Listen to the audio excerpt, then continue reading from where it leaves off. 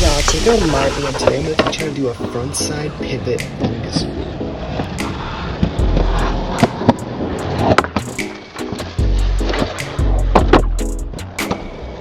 First thing you're going to want to do is find the smallest, babiest little ramp at the skate park. Just so you can lower that risk factor a little bit. Alright, you're rolling up. You're approaching that baby-sized ramp. You're going to sneak into like a little 5-0 stall. When you're stalling, slide your back foot down so you can hop like a cricket. As you're doing the boot scoot and boogie down the board, you're going to want to plop the dirty little fingers on the nose and flip it as hard as you can and hope you don't land primo. Last but not least, you put your feet on your board and you roll away like a total boss. And make sure to put a band-aid in your thumb when you get home. Maybe tell yourself 5 things you love about yourself.